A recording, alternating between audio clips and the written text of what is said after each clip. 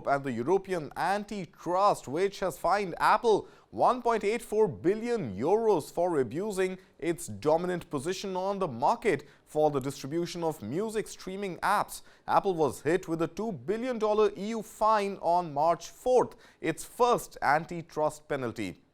It was for preventing Spotify and other music streaming services from informing users of payment options outside its app store. More details in this report.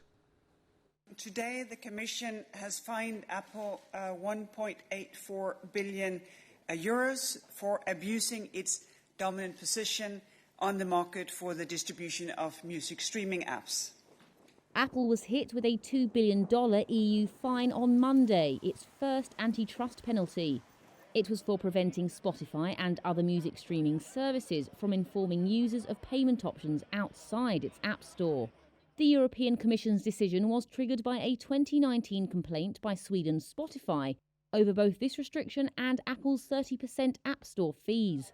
The EU regulator said Apple's restrictions constituted unfair trading conditions, a relatively novel argument in an antitrust case.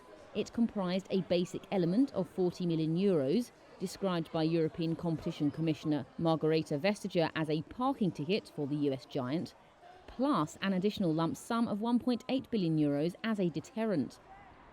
The antitrust chief said this was the first time the Commission had added a deterrent separate lump sum on top of an antitrust fine. For a decade, Apple has restricted music streaming app developers from informing their consumers about cheaper options available outside of the app. Apple has done so by contractually imposing anti-steering rules on music streaming app developers. Vestager ordered Apple to remove these anti-steering provisions and to refrain from similar practices in the future. Apple criticised the EU decision, saying in a statement the decision was reached despite the Commission's failure to uncover any credible evidence of consumer harm and ignores the realities of a market that is thriving, competitive and growing fast. It also said it would challenge the decision in court. A ruling at the Luxembourg-based General Court, Europe's second highest, is likely to take several years. Until then, Apple will have to pay the fine and comply with the EU order.